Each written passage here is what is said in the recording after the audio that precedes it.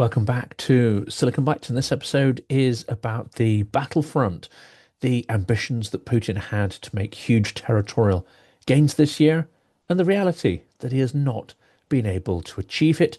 And for another year, Ukraine stands holding the invaders at bay. Before we jump into this episode, thank you to everyone who supports the channel through Patreon, Buy Me a Coffee, and it's of massive assistance, especially as we are planning more events throughout the year in support of Ukraine. Well, let's jump into the story, though. This summer, Putin expected thunder and damnation, the smiting of Ukrainian forces and major advances on the front lines in all directions.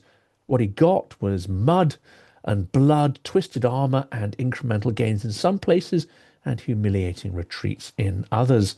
Ukraine, of course, has eyes on a maximalist prize, the recovery of all of its sovereign land and people. But at a minimum, it can count as a success, just holding the invaders at bay for another year, fighting them to a standstill and exacting a huge price in bodies and treasure. For Putin, it's different. Whereas his maximalist aims might be delusional, his minimum required success to satisfy the baying Z-Patriot mob and propagandists is so much more than his armies have managed to achieve.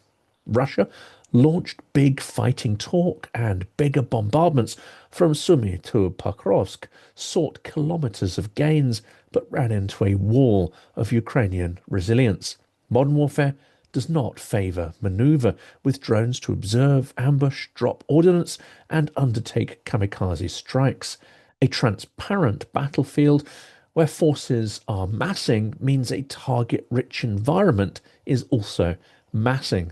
This is partly why Russia's summer offensives have failed to meet their strategic objectives, how both sides can still plausibly claim to have momentum dominance, why 2025 is shaping up as stasis on the ground that favours Ukraine and disfavours Russia. It's also why Putin needs photo ops in Alaska and China to appear strong while his army bleeds to take just inches of land and is getting weaker. This episode is a battlefront update, Russia's summer offensive versus reality. Independent assessments show Russia's summer push netted modest ground at punishing cost. In a June brief, CSIS concluded that since 2024, Russia has seized less than 1% of Ukrainian territory while trading away tanks, BMPs, e-scooters, golf carts, and donkeys, and of course, lives at a lopsided ratio. And let's not forget that Russia hit the 1 million casualty mark in the summer of 2025, a stunning and grisly milestone, as CSIS described it. At the operational level, Russia advances slowly to an historic crawl. CSIS compared average Russian daily gains in Donetsk, 135 meters a day, to the Somme. Yes, the Battle of the Somme, the greatest slaughter fields of World War I. The attritional logic is brutal, and Russia continues to show absolute contempt for the lives of its forces, throwing infantry at fortified lines, throwing away hundreds of lives for literally meters of ravaged territory. Meanwhile, ISW's late August, early September readouts described a redeployment of elite naval infantry and VDV away from secondary theatres towards Donetsk, again likely movements that are more inspired by political objectives than military strategic ones. The Kiev Post, relaying the ISW assessment, noted that elite VDV and Marines were shifted to the Pokrovsk axis, telegraphing autumn priorities. On Russian TV and briefings, Defense Minister Andrei Belousov insisted that momentum is theirs, touting 600 to 700 square kilometre monthly gains. But even Z-Patriots were not buying this, and all sorts of derisory comments were posted. Reuters reported this line carefully, adding, unverified, but perhaps a more honest description would be blatant and shameless lies on a gargantuan scale. Russia's summer offensive delivered pressure, but no breakthrough, or as the Atlantic Council framed it, shattered the myth that victory is inevitable simply by grinding forward. Shifts on the front, why both sides feel they have momentum. Ukraine stitched together a series of local wins that matter for morale and maps. As I said, Ukraine just needs to hold the line to uphold the impression of success in the Sumy sector, an area Russia had thought of as a soft underbelly and ripe for attack. But in July, Ukrainian assault units recaptured Kindrativka and Besalivka. Small villages, of course, but they sent a big message. Russia's buffer zone gambit hadn't turned Sumy into a crumple zone for Ukraine, but a place where Russia was fought to a standstill and then pushed back.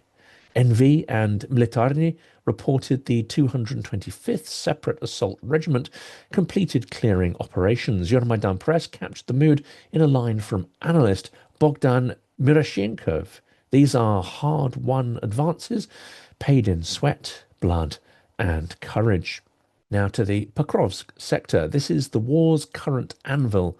It's hell there. Some of the guests who've appeared on this channel are now there fighting in this grinding and relentless location. After months of Russian attacks trying to take control of the salient, Ukraine struck back in early September. Novo-Ekonomichny liberated and Udachny, just west of Pokrovsk. In the General Staff's words, for 2 weeks, assault units gradually cleared house after house and raised the Ukrainian flag over the village. That was reproduced in the Kiev Independent, September the 2nd, 2025.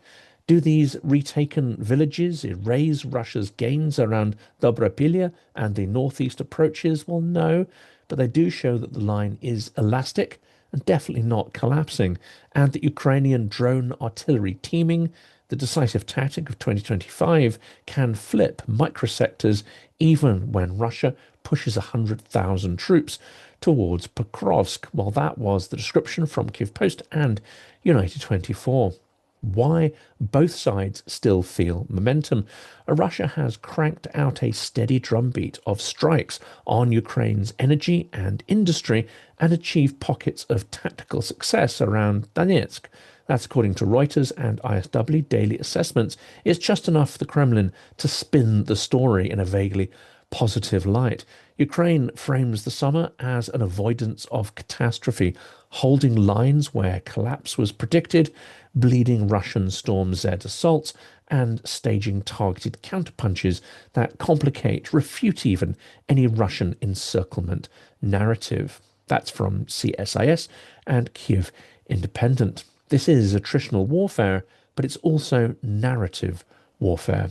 What Moscow planned versus what Moscow got. The Kremlin's objective set for 2025 was not subtle, cut deep towards Pokrovsk, cracking the fortress belt guarding Kramatorsk and Slavyansk.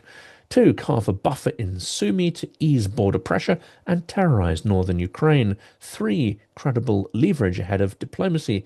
Did it happen? Well, the answer on all 3 is no.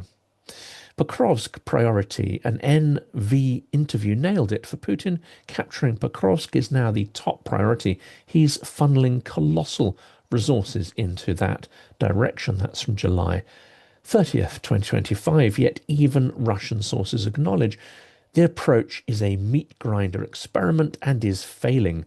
Motorcycles caged against FPV drones, micro-infiltration tactics, and repeated assaults under ubiquitous quadcopters. Russi chronicled the motorcycle shift. It's something that we discussed with Dimka in a recent interview as well. He's in a drone unit that is taking these motorcycles out. ISW detailed Russian drone innovations, tested, and now they are being scaled. It is adaptation under fire, but it's only achieving pockets of success, not a breakthrough. That's according to Russi and the Institute for the Study of War.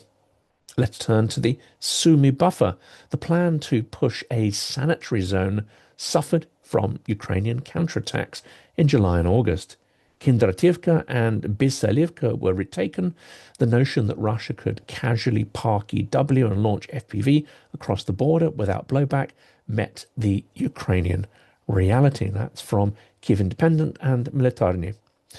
The numbers game. Moscow claimed rapid gains, 600 to 700 square kilometres monthly, according to builders of ISW, and multiple trackers put the more somber figure, or sober figure, closer to 2,300 to 2,400 square kilometres total since January. And that is the most generous calculation. Grueling and costly, but definitely not decisive on Russia's part.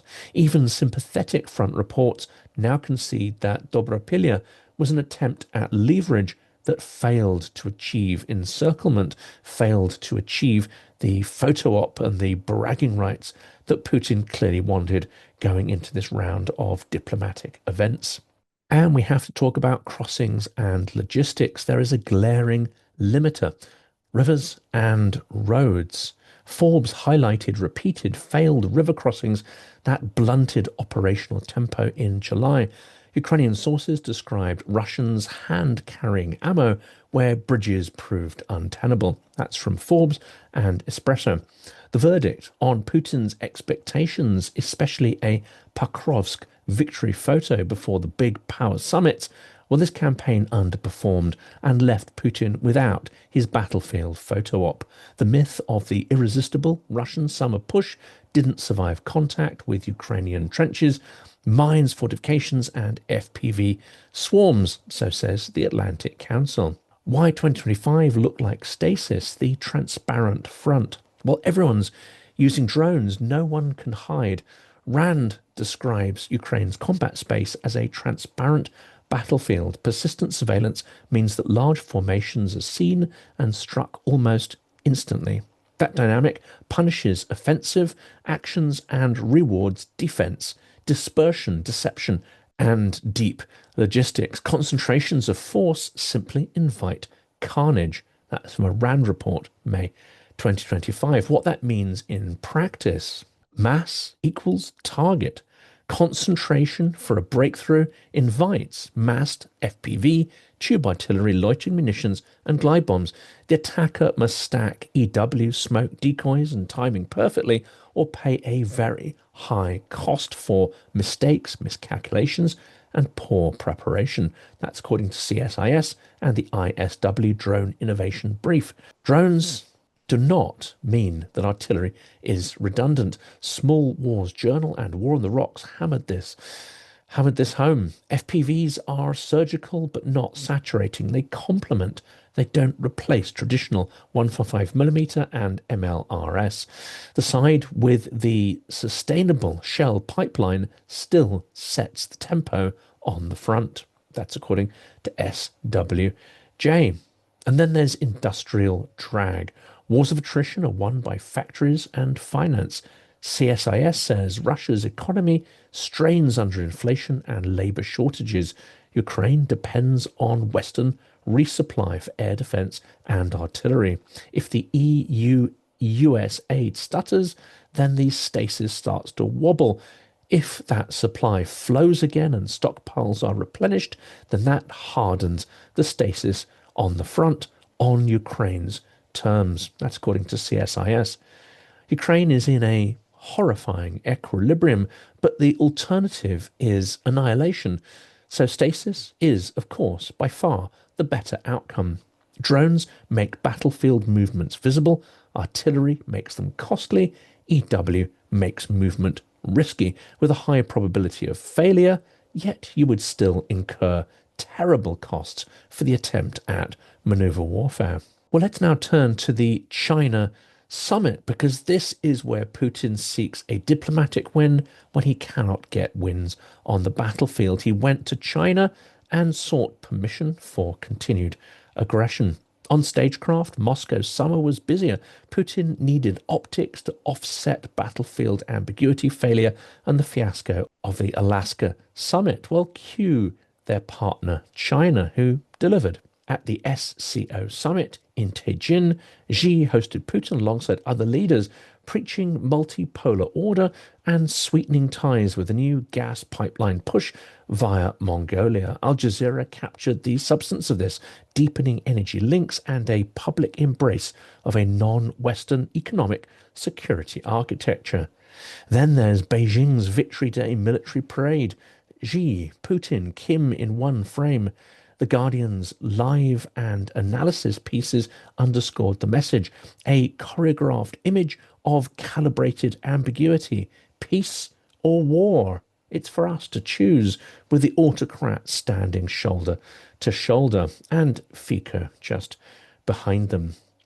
That's from The Guardian, September 3rd to 4th, 2025. This is not just pomp, however. It's a strategy to imply permission. Permission for war, for conquest, coercion, and lawlessness.